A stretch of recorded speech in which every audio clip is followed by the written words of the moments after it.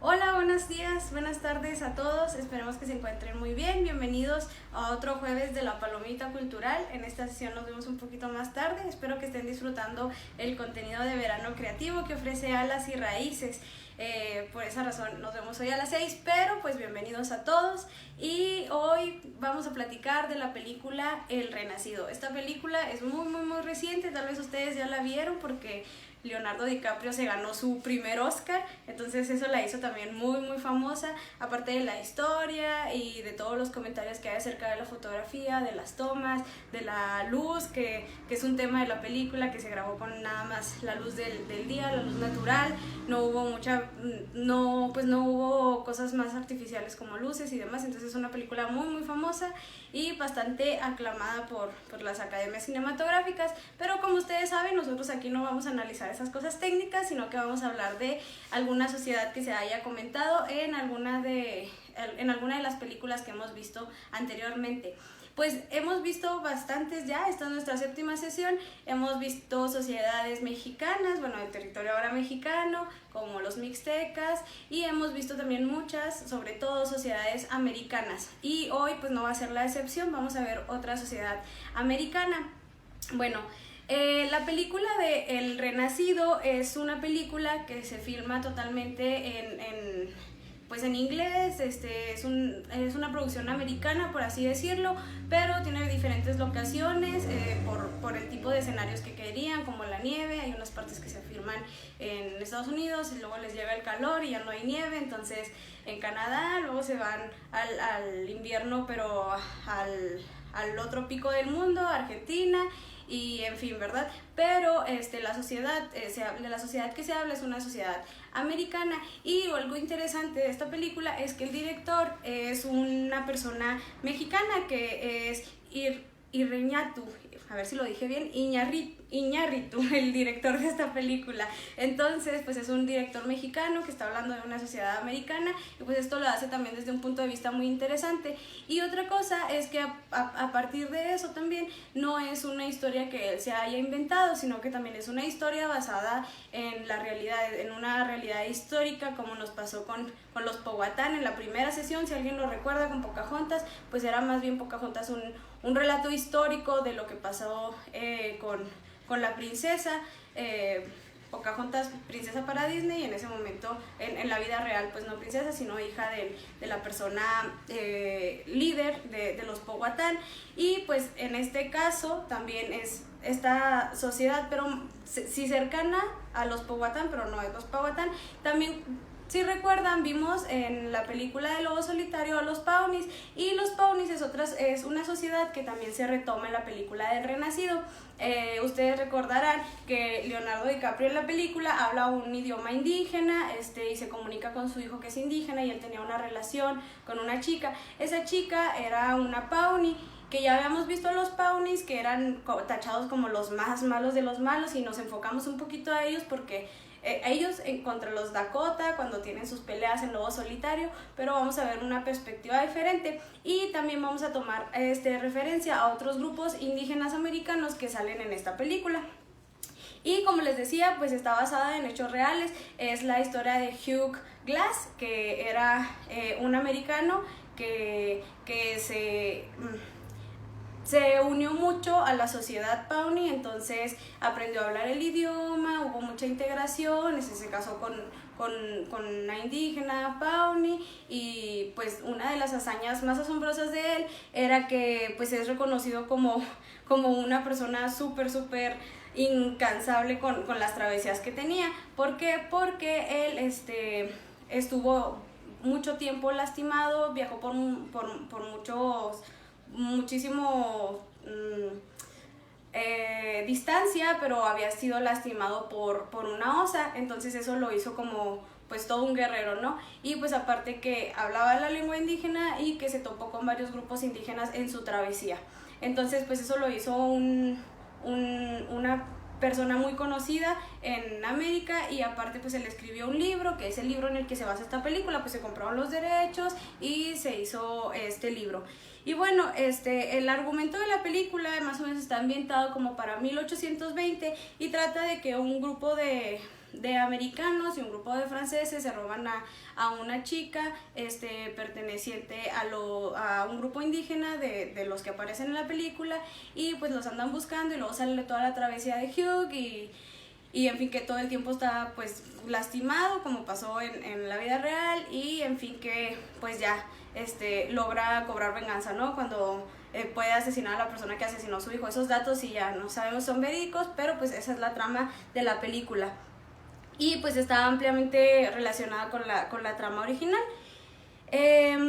La película abarca principalmente a 3 sociedades, y 2 de ellas ya las hemos platicado en estas sesiones de la palomita, por lo que les recomiendo que se remonten a los videos, sobre todo el del Llanero Solitario y la película de Pocahontas, que fue la primera sesión. Las sociedades que vemos principalmente es la Pawnee, que no, si bien la película no va enfocada así a ver particularidades, como hemos visto que pues no se habla realmente de esas cositas que eran muy descriptivas de las sociedades, pues las menciona, ¿no? Y se sabe que pues va relacionada a ellos, y es lo que vamos a hacer nosotros, a desentramar un poquito y ver realmente qué había en esa sociedad. Pues la primera, como les decía, es la Pawnee, y se supone que Hugh Glass, que es el principal en esta historia, pues era una persona mestiza, muy familiarizado con la sociedad Pawnee, es el idioma que habla. Y la segunda sociedad que vemos es la Arikara. La Arikara es como la sociedad, en este caso, que sale como la contra, ¿no? La que se roba, la que se roba las pieles, con la que tienen conflictos, con la que tienen guerra y demás. Y vemos a una tercera sociedad que es la Sioux, que también ya la habíamos visto en el Llanero Solitario. Entonces, como hasta ahora nada más nos falta analizar una, pues vamos a recordar un poquito de los Pawnees y vamos a hablar un poquito más de los Arikara. Bueno, los Pawnees sabemos que es una tribu americana, es de la área cultural de las Grandes Llanuras en Estados Unidos, que si nos ponemos a ver un mapa, casi toda la parte central de Estados Unidos, Dakota del Sur, Dakota del Norte, Nebraska, desde un poco más arriba de Texas, son las partes que ocupan las grandes llanuras de los Estados Unidos, que saben que las regiones culturales no son precisamente por los límites geográficos políticos que se tienen ahora, o sea, no es por estados, sino puede ser hay diferentes formas de hablar de áreas culturales, ya sea por fuentes hidráulicas, las cauces de los ríos, por familiarización incluso de las familias lingüísticas, de las familias culturales que hay por ahí, de cómo estaban ellos organizados, incluso entre las relaciones que tenían una sociedad y otra, o diferentes tipos de organizar o de tener una organización entre las culturas, y por eso delimitamos áreas culturales, pero nunca hay que irnos con la finta de que son áreas estrictamente, o sea, no es de este poste a este otro poste de árbol, ¿no? No es tan delimitado. Hay muchas vertientes para delimitar un área cultural, pero pues eso ya dependerá de cómo se haya delimitado, pues tanto por investigadores, incluso por las mismas sociedades, ¿no? Incluso les podría poner de ejemplo que aquí en Chihuahua tenemos como el área vamos a decirle, de la Tarahumara, tenemos a la Sierra Madre Occidental, que la parte norte, la Sierra Madre Occidental abarca varios estados, tenemos a Nayarit, tenemos a Durango, tenemos a Sonora, Sinaloa, Chihuahua, pero en la parte de Chihuahua que abarca la Sierra Madre Occidental solamente le llamamos Sierra Tarahumara. Y muchas veces se ha dicho que la Sierra Tarahumara está los de la Tarahumara Alta y la Tarahumara Baja. Muchas veces se cree que nada más esas dos variantes, incluso de idioma, existen entre el rarámuri, pero pues eso no pasa así. En el rarámuri hay más variantes lingüísticas y muchas veces se divide así tanto por la zona geográfica, pero no es precisamente como se debería dividir. Incluso si ponemos a una persona de Urique hablando rarámuri, con una de Guadalupe y Calvo y con otra más del centro como de Huachochi, vamos a encontrar muchas diferencias entre las formas en las que ellos tienen estructurado su idioma, ¿no? Entonces es muchísimo más complejo cómo nosotros vamos a dividir las áreas culturales, e incluso vamos a hablar un poquito más de eso más adelante. Entonces, vamos a remontarnos otra vez. Tenemos a los Pawnee. Ellos vienen de una familia lingüística que se llama Cadonas y que esa lengua lingüística se llama Pariki, que significa cuerno, y esto viene de que ellos dentro de su indumentaria usaban unos cuernos colgando en la cabeza y usualmente usaban unos gorritos hechos por piel de nutria. Y ya ven que las nutrias pues tienen los cuernitos y pues era lo que se ponían en la cabeza. Bueno, los tenemos divididos en 4 grandes grupos, probablemente cada uno tiene su variante lingüística, sus particularidades culturales, y pues más o menos están por el área de Kansas y Nebraska. Actualmente ellos comparten reservas que están con otras sociedades americanas que son los Oto, los Peoria y los Tonkawa. Y bueno, pues sabemos que se vestían y usaban indumentaria incluso para construir sus hogares de piel, sobre todo de bisonte, que es un animal que predomina mucho en esos espacios o predominaba hasta cierto momento de la vida. Y los zapatos son de piel, las ropas, incluso cuando las personas que hacían tipis también se hacía de esta piel, y luego se ponía tierra arriba como para darle una especie de calefacción, para que no entraba mucho calor o no entraba mucho frío según la temporada en la que se estaba viviendo el clima en ese momento. O también hacían casas de tronquitos envueltos también con tierra. Y pues tenemos a la población, el área, el espacio o el tema de la demografía, que antes eran 2.000 familias, aumentaron en cierto momento como en 1800, 1900 hasta 10.000, y pues ahorita se tiene una cantidad de familias menores y sobre todo una cantidad menor de hablantes del idioma. Y pues enfocándonos un poquito más al grupo al que queremos hablar, que son los Arikara, pues tenemos a una familia muy cercana a los Pawnees. También viene su idioma, bueno, lingüísticamente su familia también es de las Cadonas, está también familiarizado un poquito con el Sioux, y a ellos asimismo se dicen Tanish, que la traducción o al español podría ser los hombres, y pues también la Cadoana, que viene de cuerno, ¿no? Vienen de una misma raíz lingüística el nombre. Y bueno, ellos viven más o menos por la parte entre los ríos de Dakota del Sur y de Dakota del Norte. Son un grupo que estaba cercano a los ríos, y actualmente ellos todavía viven en reservas con 2 grupos indígenas americanos, que son los Hidatsa y los Mandan. Bueno, de lo que se sabe de los Arikara es que para 1990 quedaban aproximadamente 2.000 personas autoadscritas a esa sociedad y hablantes del idioma. Y pues han ido disminuyendo los números con el tiempo. Eso ya hace 30 años, pero pues en 30 años pasan muchas cosas, y sobre todo mucho desplazamiento. Bueno, también esta sociedad es una sociedad experta con el uso del maíz, en todos los sentidos, desde el cultivo hasta la comercialización, hasta el uso para alimentos y demás. Entonces tenemos a una sociedad más que también está muy familiarizada con el uso del maíz, que ya hemos visto algunas sociedades que también tienen esta similitud, y podríamos ir llenando nuestro cuadrito comparativo, ¿no? Que es algo que comparten. Aparte de ser muy buenos con el cultivo en general, con la calabaza, las habas, el frijol, también era una sociedad que se dedicaba ampliamente a la caza, y estamos hablando otra vez del bisonte, que es un animal muy usado en esta parte de las llanuras del norte. Para 1830, 1850, esta sociedad antes tenía muchísimas más personas, hablando de demografía, pero ¿qué creen? Que para ese entonces llega una serie de epidemias como la que estamos viviendo hoy en día, y eso hace que se diezme mucho la población, o sea, baja en cantidades extraorbitantes, ¿no? En cantidades bastante altas.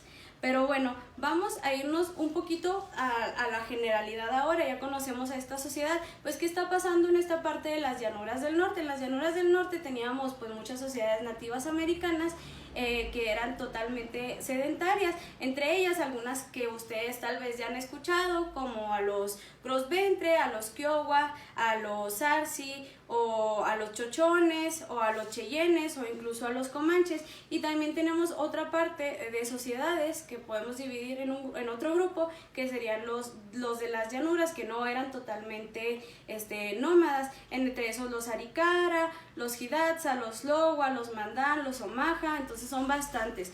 Entre todos estos grupos indígenas que tenemos, también tenemos ciertas familias lingüísticas que son las predominantes en la área de las llanuras del norte, que son las algonquina, la sihuán, la cadoana, la yutonagua, que la yutonagua es la que nosotros tenemos aquí en Chihuahua, el idioma Pima, el idioma guarijío, el tepehuano del norte y el rarámuri pertenecen a esta familia lingüística. Entonces, muy probablemente si nos vamos a idiomas protos, nos vamos más para atrás, que habían los idiomas antes de esos idiomas que ellos tienen en las llanuras del norte y los idiomas que tenemos nosotros en el norte de México, vamos a encontrar una protolengua y de ahí van a salir todos nuestros idiomas, ¿no? Ellos también, así como nosotros tenemos relación entre el italiano, el portugués, porque venimos todos de una misma familia lingüística, pues pasa igual con esto. Si nos vamos a un proto, probablemente todos salgamos del mismo, ¿no? Del latín, del romance.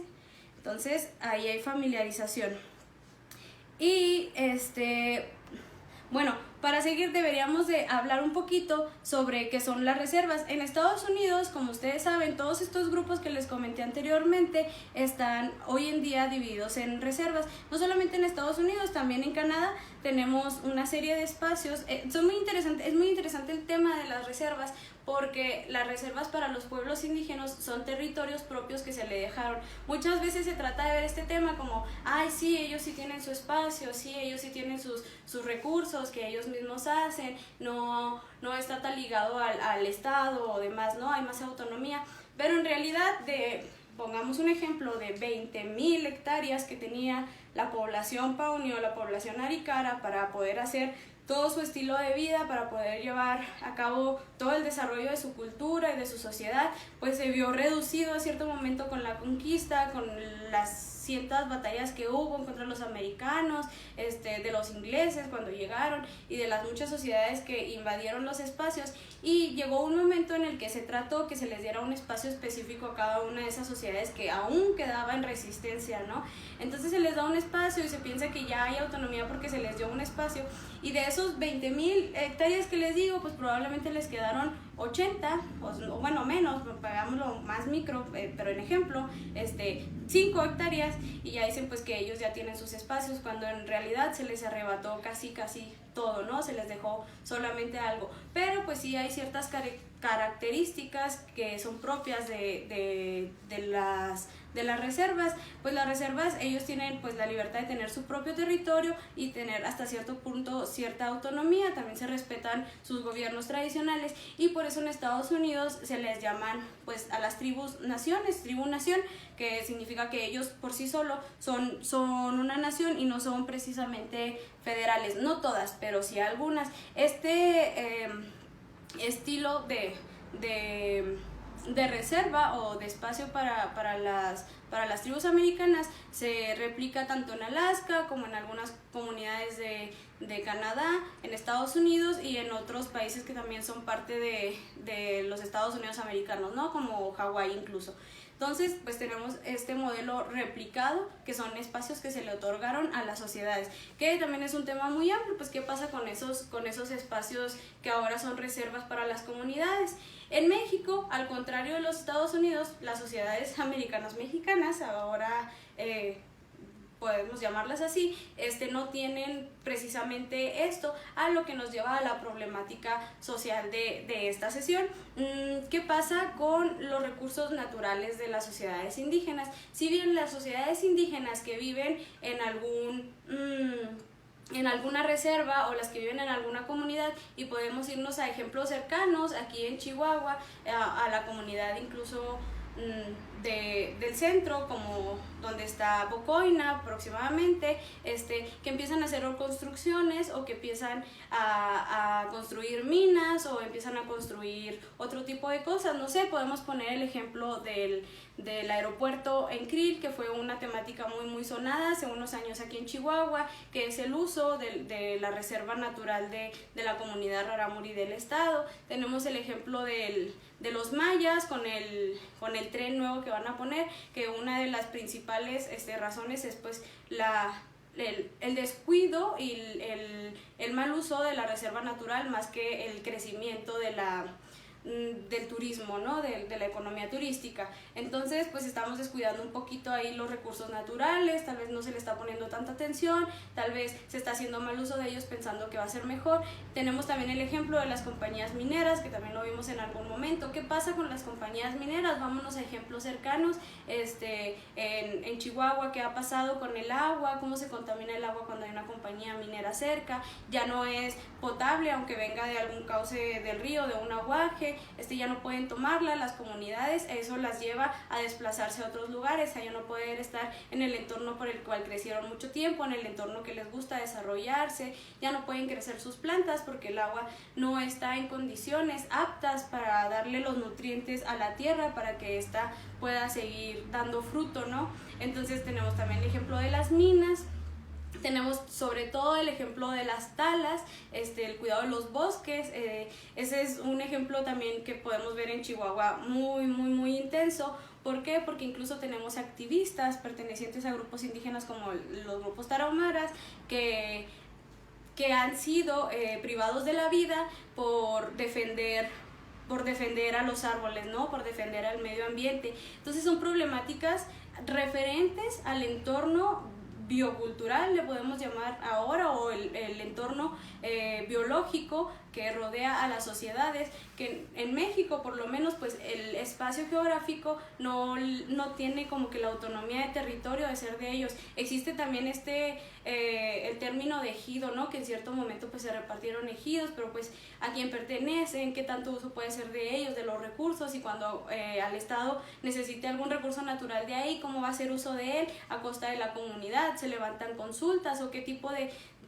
situaciones a favor de las comunidades de estos espacios mexicanos se conceden, ¿no? O se da la libertad a las comunidades. En el caso de las reservas, pues están pasando situaciones muy similares, el uso de los recursos. Tenemos aproximadamente 573 sociedades, naciones originarias en Estados Unidos, entre Alaska y los otros estados de Estados Unidos, que no son precisamente dentro de los 48 que están en el territorio sobre Chihuahua, pero se sabe que tienen naciones no reconocidas federalmente, a las que no se les reconoce el espacio, a las que no se les da territorio y a las que no se les permite llevar incluso su gobierno tradicional, ¿no? Entonces son situaciones muy complejas y pues eso también los priva mucho de poder ser acreedores de los recursos naturales del lugar en el que ellos viven, lo que nos lleva a una cosa más grave, que es el desplazamiento, es el mal uso de los recursos, que incluso puede afectar a la vida de las personas que viven en ese entorno, al crecimiento. ¿Qué pasaría? O lo podemos poner, también tenemos algunos otros ejemplos, en los lugares en donde está contaminado por algún químico o por alguna otra cosa, con el crecimiento de los niños, ¿no? O sea, cómo se ve estancada incluso la salud por cierto mal cuidado del entorno natural, y esto afecta pues a la vida. Y como para las comunidades indígenas pues es más difícil luchar en contra de estas problemáticas del entorno natural que los rodea. Entonces, como conclusión, pues queda aquí un amplio espacio para saber, para conocer de qué más nos estamos perdiendo, cómo se ha visto el entorno natural afectado por nosotros, muchas veces por tratar de alcanzar una economía en algún tipo de desarrollo, hacer más urbanística las cosas, o turismo, o la industria pesquera o demás, ¿no?